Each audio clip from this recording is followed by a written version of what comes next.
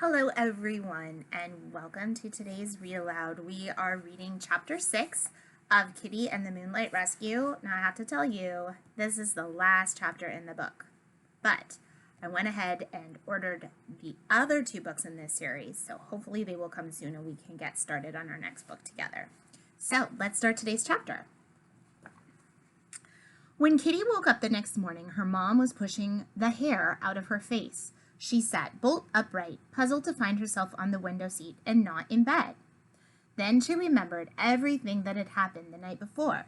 She peeked through the open window, but the kitten wasn't asleep on the sill anymore. "Morning, Kitty," said Mom. "You look like you had an adventure last night." Kitty glanced down at her superhero outfit. So remember, she was all dressed in her superhero outfit. It was amazing.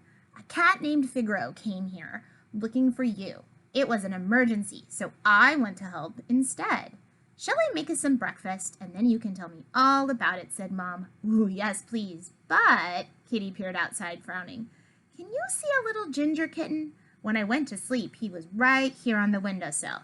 Throwing off her blanket, she leaned out the window and listened carefully. All she could hear were birds chirping and cars driving along the street below. Kitty's heart sank. She'd wanted to look after the kitten because he had no home of his own. She wished he'd been brave enough to come inside. "Maybe he's still nearby," said Mom. "Why don't you try going outside and calling him?" Kitty slipped out the window and climbed to the rooftop. The sun shined down warmly, and wisps of clouds hung in the pale blue sky. Kitty stopped on the ridge of the roof, calling, "Hello? Are you still here?" At first, there was no answer, and then a small striped face with whiskers peeped out from behind the chimney. His blue eyes lit up when he saw Kitty, and then he drew back nervously. Mom, who had followed Kitty, whispered, "Is he a shy cat?" "I think he's nervous because he's been living all alone until now," explained Kitty. "He didn't want to come inside last night. He's not used to having a home." "I see." Mom frowned thoughtfully. "Well, if he won't come to us, maybe we should go to him. Come and help me with the breakfast things, Kitty." Kitty and her mom made a stack of golden pancakes that smelled so delicious they made Kitty's mouth water. They carried the pancakes out to the rooftop along with some fresh orange juice.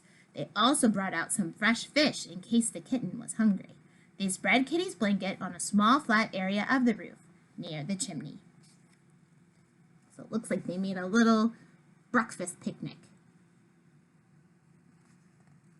Kitty poured some syrup on her pancake and took a bite. Everything tastes better when you eat outside." "It really does," said her mom, laughing. "I wonder if this fish tastes good too," said Kitty, glancing at the chimney. The kitten's face peered out again and his nose twitched as he smelled the breakfast. He crept up to the bowl of fish. "Good morning," Kitty beamed. "I hope you're hungry." "Good morning." The kitten flicked his tail shyly and then nibbled some food from the bowl. "This fish is so yummy." "Did someone say fish?" Figaro leaped along the rooftop, stopping to preen his sleek black and white fur. "I hope there's enough for me." Katsumi, who was behind him, waved her elegant tail. "Honestly, Figaro, you shouldn't invite yourself to someone else's meal." Pixie, arriving last, sniffed the air. The sun gleamed on her silky white coat. "It does smell delicious. I can imagine I've walked into a splendid banquet." Katsumi bowed to Kitty and her mom. "Sorry for interrupting your breakfast." "We just came to say good morning and to thank Kitty for her help last night." "Good morning," Mom smiled. "You're welcome to join us. I have plenty more fish in the fridge." There they all are. "That is most kind," exclaimed Figaro, while Katsumi and Pixie murmured their thanks. Mom climbed inside and reappeared with 3 more bowls of food. The ginger kitten finished his breakfast and licked the bowl with his little pink tongue.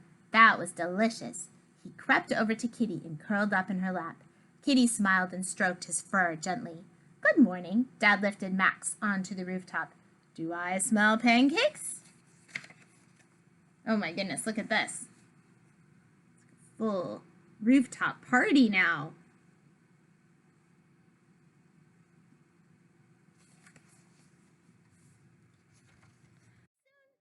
Everyone was eating breakfast and talking about Kitty's adventure the night before.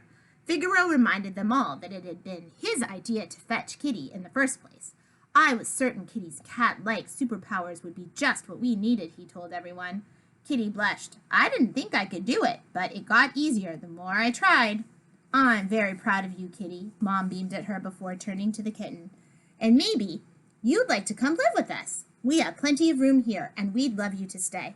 I'm sure it would be nicer than sleeping outside on some doorstep. Kitty's heart skipped. She'd hoped her family would love the kitten as much as she did.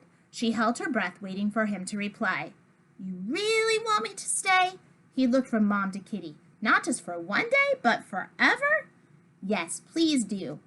Kitty stroked him between the ears. And I think we should help you to choose a name. She wrinkled her forehead, thinking. How about Pumpkin? It suits you because you have such lovely orange fur. The kitten purred. I love that name. Do you really think it suits me? It's perfect for you, Katsumi told him. Pumpkin rubbed his face against Kitty's, and she held him tight, feeling his soft fur against her cheek. I think maybe one day soon I'd like to go on another adventure in the moonlight, said Pumpkin. Are you sure you wouldn't be too scared of the dark? Asked Kitty. Pumpkin thought hard about this. Maybe a little bit. It's much easier to be brave when I'm with you. Kitty hugged him tight. She was so happy to have found Pumpkin, and she was looking forward to having another adventure, too.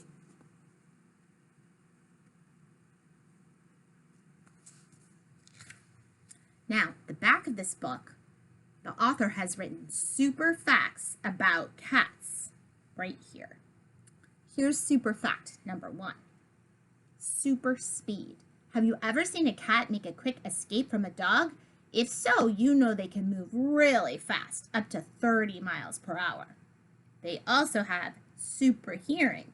Cats have an incredible sense of hearing and can swivel their ears to pinpoint even the tiniest of sounds. They also have super reflexes. Have you ever heard the saying, cats always land on their feet? People say this because cats have amazing reflexes. If a cat is falling, it can quickly sense how to move its body into the right position to land safely, just like that guy right there. Cats also have supervision. Cats have amazing nighttime vision. Their incredible ability to see in low light allows them to hunt for prey when it's dark outside. And cats also have super smell. Cats have a very powerful sense of smell. Did you know that the pattern of ridges on each cat's nose is as unique as a human's fingerprint? Wow. All right, here's your sneak peek. It says, what's next for Kitty? Kitty and the Tiger Treasure. So hopefully that book will come to us soon. All right. It was so great to read this fun book with you. I'll see you next time to start our brand new read aloud.